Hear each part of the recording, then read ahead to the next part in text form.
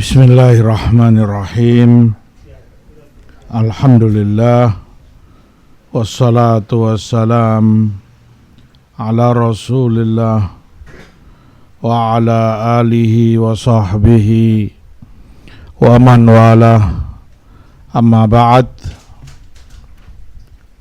Kepada ummahat sekalian, akhwat muslimat rahimani wa rahimakumullah.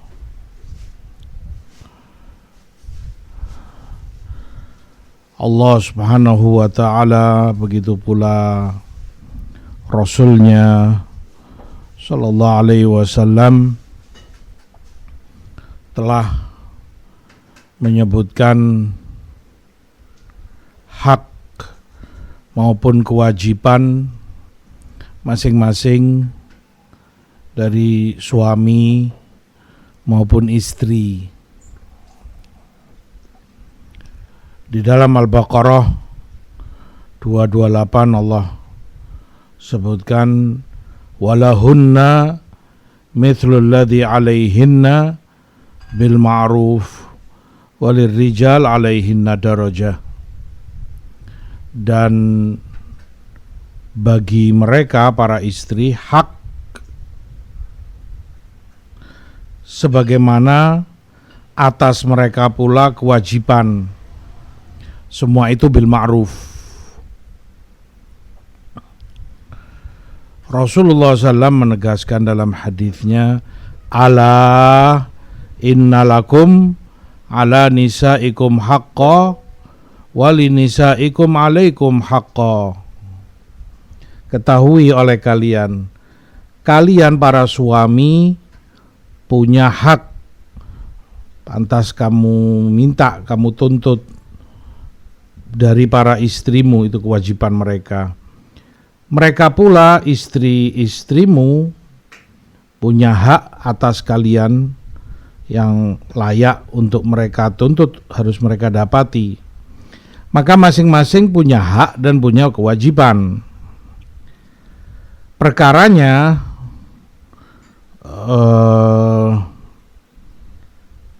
pentingkan kewajibanmu, tunaikan dengan baik, itu ibadahmu kepada Allah. Karena bagi seorang muslim atau muslimah, saat dia tahu itu perintah dan kewajiban agamanya, dia bertaqarrub, beribadah kepada Allah dengan menunaikannya.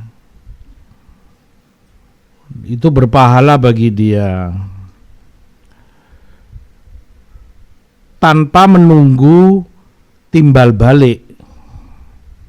Artinya begini, jangan kamu menjadi orang yang mau menunaikan kewajiban atas dirinya asal hak-hak itu dia dapati, sehingga kalau tidak dia dapati, dia pun tidak menunaikan kewajibannya. Itu salah. Rasulullah SAW ketika berbicara konteksnya kepada pemerintah, alaikum ma hummiltum wa alaihim ma hummilu. Kewajiban kalian yakni rakyat ini, kaum muslimin bawahannya, kewajiban kalian melakukan apa yang diperintahkan kepada kalian. Kan Allah dan Rasul perintahkan kita hormat, memuliakan pemimpin, mencintai mereka, mendoakan baik bagi mereka, bernasihat kepada mereka, dan yang lain-lain kalian tahu. Maka tunaikan itu kewajiban. Wa alaihim ma hummilu. Dan mereka pemimpin juga punya kewajiban yang diperintahkan kepada mereka untuk mereka tunaikan dengan baik juga. Maka kita rakyat ini punya kewajiban, terhadap pemimpin kita. Pemimpin pula punya kewajiban terhadap rakyatnya. Nah, masing-masing beribadah itu taqarrub dirinya kepada Allah saat menjalankan kewajiban itu. Kita bernasihat itu ibadah, nasihat kepada mereka. Ketika Rasul sebutkan dalam ad-dinun nasihah, qulna liman ya Rasulullah, di akhir Rasul katakan wali a'immatil muslimin wa ammatihim, maka itu din, agama, ibadah. Begitu pula si penguasa saat menunaikan kewajiban-kewajibannya. Nah, hubungannya bukan timbal balik. Jangan sampai si rakyat mengatakan kami mau menunaikan kewajiban kami, asal pemerintah juga menunaikan kewajibannya, memberikan hak-hak kami. Tidak demikian ceritanya. Nah, tunaikan saja kewajibanmu. Sehingga kalaupun misalnya si pemerintah kurang atau bahkan tidak menunaikan kewajibannya, itu urusan dia sama Allah, tanggung jawab dia. Tapi tidak menghalangi kita untuk tetap bernasehat, menunaikan kewajiban kita, tidak mencela, tidak melawan mereka. Tetap kewajiban itu kita jalani. Itu ibadah kita masalahnya. Mereka berikan hak kita, menjalankan kewajibannya atau tidak, itu urusan mereka sama Robnya. Nah, begitu pula dalam hal ini, ya karena konteksnya kita wasiat untuk ummahat, jangan menunggu suamimu, bukan timbal balik, masalahnya bukan muqabalah. Ya kalau suami mau menjalankan kewajibannya, akan aku kerjakan kewajibanku. Dia berikan hakku, akan aku berikan kewajibanku. Jangan menunggu itu. Kamu punya tugas, kewajiban menunaikan yang Allah perintahkan. Urusan dia, suamimu, menjalankan kewajibannya atau tidak, itu urusan dia dengan Allah Subhanahu wa ta'ala. Taib. Atas dasar itu, maka beberapa poin berikut untuk menjadi murojaah dan bahan introspeksi diri, ya masing-masing melakukan follow up apa yang sudah dia tunaikan dari kewajibannya dalam poin-poin ini. Yang pertama adalah ketaatan kepada suami, tentunya bil ma'ruf. Ketaatan ini sangat menentukan kuatnya ikatan cinta, kasih sayang antara suami istri, sangat menguatkan hubungan kemesraan antara seorang suami dengan istrinya. Begitu dalam pengaruhnya. Nggak denger ini sana. Yang di? Nah, intinya yang di sini. Lah itu. Berarti harus ada yang dimatikan. Iya. Matikan aja ini. Atau AC kamar itu kali.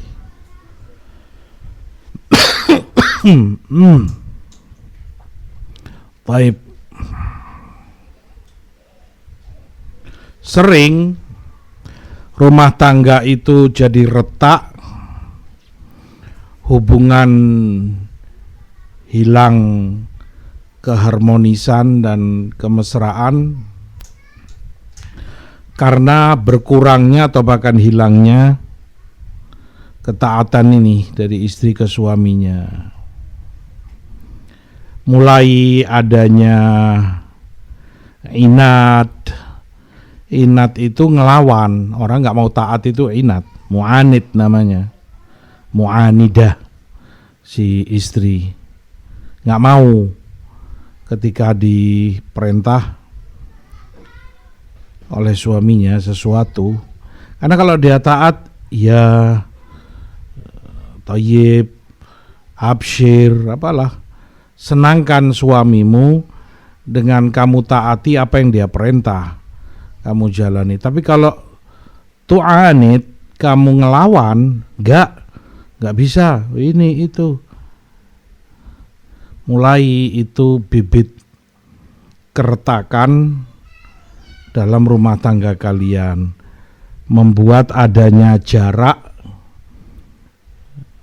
kerenggangan antara seorang suami dan istri, plus ya itu jelas merupakan bentuk kufranul ashir, pengkufuran terhadap kenikmatan bersuami, berumah tangga. Di sisi lain, ketaatanmu kepada suamimu memberikan kepada suami kadang tidak kamu sadari, kadang tidak ngeh, orang bilang bahwa kalau kamu taat, suami itu merasa sekali kalau dia betul-betul pemimpin di rumah tangganya, punya wibawa, punya kebesaran, dan itu memang yang Allah berikan padanya, qawwamun 'alan nisa, dan itu semakin membuat dia bertanggung jawab, membuat dirinya semakin sadar atas kewajiban itu, maka besar maslahatnya, banyak menimbulkan kebaikan, ketaatan anti kepada suami anti. Dengan itu pula terhindar jauh keluargamu dari segala mafsadah dan kerusakan yang dikhawatirkan timbul antara suami dan istri.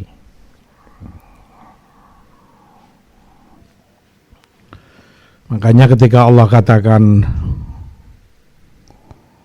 ar-rijal qawwamuna 'alan nisa, kata Ibnu Katsir rahimahullah, lelaki itu, suami itu qayyim 'alal mar'ah. Qayyim artinya dia pembesarnya, penguasanya, hakim yang menentukan boleh atau tidak, ya apa enggak, betul-betul itu di tangan suaminya. Dan kamu dengan ketaatanmu memberi dia kesadaran dan perasaan betul-betul dia sebagai pemimpin yang ditaati, dituruti, maka itu sangat menghangatkan hubungan baik antara suami istri, memperkuat tali cinta dan kasih sayang dalam berumah tangga. Allah pun katakan dalam An-Nisa, fasalihat qanitat hafizat lil ghaib bima hafizallah. Wanita-wanita salihah, istri salihah itu qanitatun ditafsirkan adalah sangat taatnya istri kepada suami. Perhatikan kalimat sangat, syiddatu ta'atiha, bukan sekedar taat biasa begitu, sangat. Artinya dalam segala hal, ya tentunya selama itu bukan mungkar maksiat, kamu taati dia, kamu berikan kepatuhan itu untuk suamimu. Itu ciri atau sifat wanita shalihat. Dan ma'ruf hadis yang kalian hafal, lau kuntu amiran ahadan an yasjuda li ghairillah la amartul mar'a an tasjud li zawjiha. Kalau saja aku perintahkan boleh sujud kepada selain Allah, pasti yang aku perintah istri untuk sujud kepada suaminya. Di riwayat lain ada tambahan penting, kullama dakhala 'alaiha. Niscaya aku perintahkan istri ini sujud kepada suaminya setiap kali suaminya pulang, setiap kali ketemu sama dia, setiap kali masuk menemui dia. Kullama dakhala 'alaiha. Seandainya boleh itu.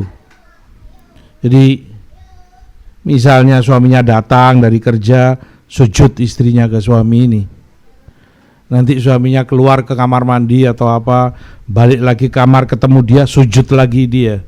Nanti suaminya ke kebun, masuk lagi ke kamar, sujud lagi. Tiap masuk ke dia, dia sujud ke suaminya. Seandainya saja sujud itu boleh kepada selain Allah. Sampai sebegitunya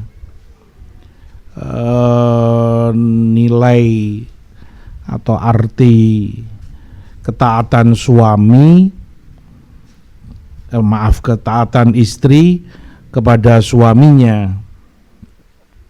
Ya tentunya karena sujud hanya milik Allah semata itu tidak dibenarkan. Tapi seandainya boleh, itu yang pasti Rasul perintahkan.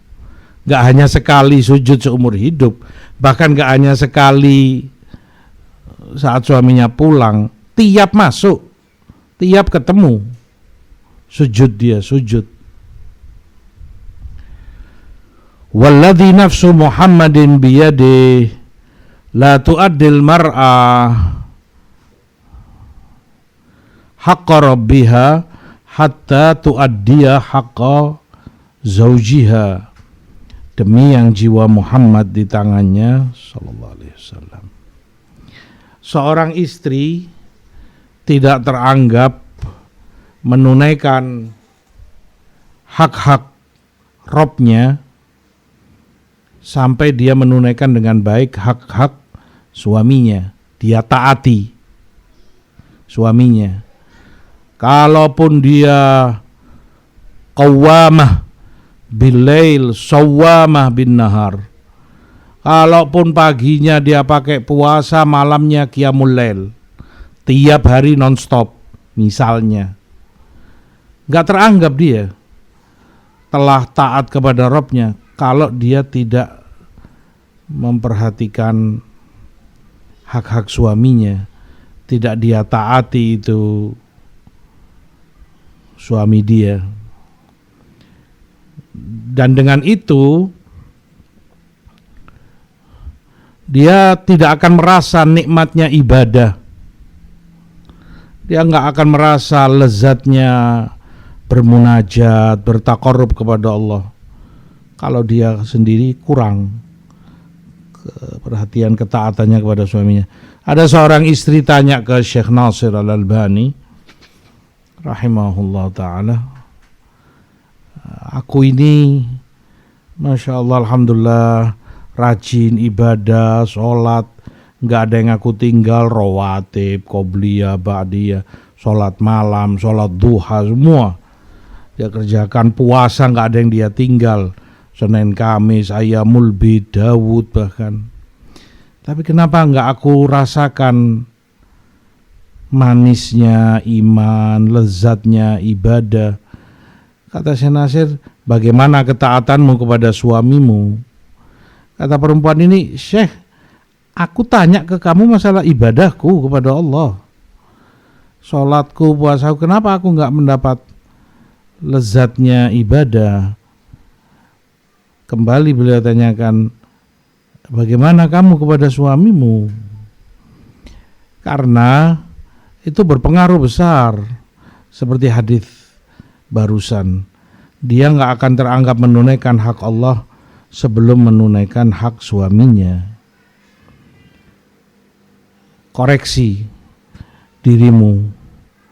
Kalau kurang, ketaatanmu kepada suamimu akan memperkeruh hubunganmu dengan Rabbmu.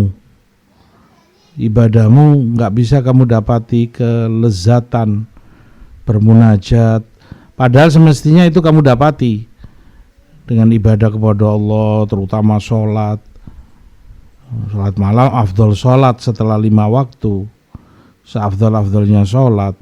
Puasa pun begitu. Tapi kaitannya dengan ketaatan ke suamimu. Walau sa'alaha nafsaha wa hiya ala qatab lam tamna'hu. Bahkan Rasulullah SAW sebutkan, kalaupun suaminya meminta dirinya melayani saat dia di atas kotab, dia nggak akan tolak. Kotab ditafsirkan yang pertama adalah tempat duduk di atas punuk onta. Orang Arab kalau mengendarai onta nggak langsung duduk di pundaknya begitu, di tulangnya, ada semacam pelana begitu. Itu ditaruh di punuk atau pundak punggung si onta ini, baru kemudian dia duduk di situ dari kayu atau apa begitu. Ya dia sedang duduk di situ, onta sedang berjalan. Kamu tahu onta jalan kalau nggak ahli-ahli betul bisa jatuh orang, keseimbangannya goyang terus. Namanya binatang, kamu tahu, gerak, dia jalan dengan 4 kakinya. Tapi seandainya dalam posisi itu sedang si istri di atas punggung onta, di atas kotab pelananya itu, ontanya sedang gerak-gerak kayak gitu, goyang terus, suaminya minta dilayani, itu kebutuhan biologisnya, dia nggak akan tolak. Dia akan layani, itu ketaatan dirinya kepada sang suami. Atau kotab ditafsirkan yang kedua tempat duduk. Biasa dulu orang Arab gunakan ketika perempuan mau melahirkan anaknya. Ya dengan tradisional, kalau sudah mau keluar bayi itu, mereka buat seperti kursi, tengahnya itu lubang. Ya mungkin wallahualam mempermudah proses pengeluaran karena ada tekanan lebih dihadapati dengan duduk di kursi yang tengahnya lubang itu. Dia nggak banyak apa istilahnya mengejan atau apa untuk mengeluarkan bayi dari rahimnya. Asyahid dalam posisi itu mau melahirkan. Ya kalian tahulah ya apa rasanya, terutama yang sudah ummahat, antara hidup mati ngeluarkan bayi itu dari rahimnya. Tapi seandainya saat posisi itu bayi mau keluar, suaminya minta dilayani, sedang pingin, dia nggak akan tolak. Itu ketaatan kepada suaminya. Dia akan layani hatta dia dalam keadaan hidup mati mau melahirkan bayinya, kotab. Dia nggak akan tolak, nanti saja, aku ini mau melahirkan. Nggak akan begitu. Itu besarnya hak seorang suami yang menjadi kewajiban istrinya. Makanya di hadis lain semakna dengan ini, Rasulullah sebutkan, wa in kanat hiya ala tanur, walaupun dia di depan Tanur itu tempat masak orang Arab dulu. Sekarang masih ada sisa-sisa, kadang sebagian pakai yang di desa-desa. Jadi kamu tahu orang Arab suka kue, roti, yang biasa mereka namakan tamis, bulat, tipis, besar. Itu adonan mereka buat, sudah dicetak, mereka siapkan lubang semacam goa kecil gitu. Di dalam goa itu kalau zaman dulu kayu dibakar untuk arang, kalau sekarang sudah pakai LPG. Intinya dipanasi itu ruangan, open lah, semacam open, cuman ya segitu tradisionalnya orang Arab. Nanti adonan ini ditempel-tempelkan di dinding goa ini tadi, dimasukkan gitu, dibakar sampai dia matang baru diambil. Nah, intinya dia sedang masak, itu yang dimaukan. Si istri sedang masak, diminta untuk melayani suaminya, dia nggak akan tolak. Makna hadis para ulama sebutkan itu walaupun beresiko tabdzir. Tabdzir itu hukumnya haram kan asalnya. Kan ini harta, masakan. Dia sedang bikin kuah, mungkin bisa asat, apa bahasa Indonesianya? Kering, itu kuahnya bisa habis sedang di atas kompor. Atau kalau itu gorengan misalnya bisa hangus, nggak bisa dimakan, terbuang. Tabdzir memang, ya hukum asalnya haram memang, nggak boleh. Tapi karena perkaranya untuk menjalankan ketaatan kepada suami yang itu lebih besar maslahatnya, yang tabdzir itu pun nggak mengapa. Dan dia nggak dosa melakukan itu. Padahal ya gambarannya memang tabdzir tetap tabdzir, terbuang itu masakan sia-sia. Padahal dibeli kan. Mungkin dia beli daging, ayam, apa, ikan, angus sudah terbuang, nggak kemakan, tapi nggak apa-apa, nggak dosa, ditinggalkan, karena dia meninggalkan bukan sia-sia, demi melayani hak suaminya, itu demi ketaatan dia kepada suaminya. Karena ya kalau sedikit, ya, kalian pahamlah, kalau perkara keinginan seorang suami saat menginginkan istrinya nggak bisa ditunda. Artinya kalau itu ditunda, orang bilang jadi bad mood, sudah nggak pingin, sudah sekarang ya sekarang, sudah nggak bisa kamu bilang nanti aja habis zuhur, sudah nggak kepingin dia, zuhur hilang keinginannya, dia bisa marah sama kamu, dia jadi jengkel, akhirnya keruh lagi hubungan kamu sama suamimu. Kan biasanya yang orang katakan itu gitu, sebentar ini loh, belum jadi ini masakan, nanti angus, gak apa-apa angus, tinggalkan. Dan yang semisalnya, mungkin kamu ada tamu, usir aja tamumu, suruh pulang, maaf om, ada kepentingan, ada urusan penting gini, nanti pulang dulu, nanti balik gampang. Apapun itu kamu tinggalkan demi ketaatanmu kepada suamimu.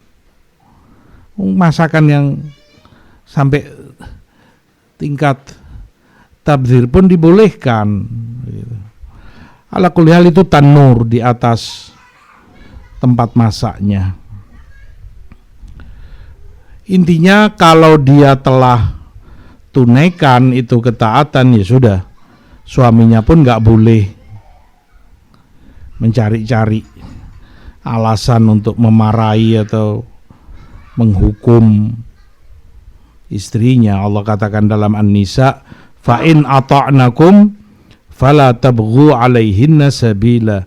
Kalau kalian taati suami kalian, mereka sudah taat, jangan kalian cari-cari kesalahan mereka, para suami. Jangan menghukum mereka padahal sudah berusaha mereka taati kalian dengan baik. Ala kulli hal itu yang pertama dari kewajiban seorang istri muslimah. ketaatan dia kepada suaminya menentukan diterimanya, dan ketaatan dia kepada Allah Subhanahu wa ta'ala seperti tadi kamu ingat-ingat, itu bukan timbal balik, tetap tunaikan. Bagaimanapun suamimu, itu urusan dia dengan Allah. Berikan hak dia, itu kewajiban kamu.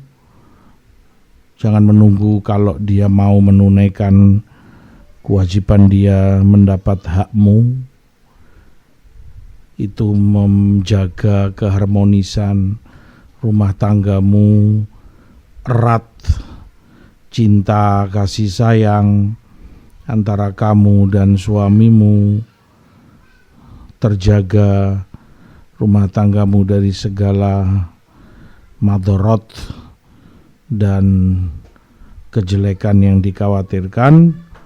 Wallahu ta'ala alam, wa sallallahu ala nabiyina Muhammad, walhamdulillahi rabbil alamin.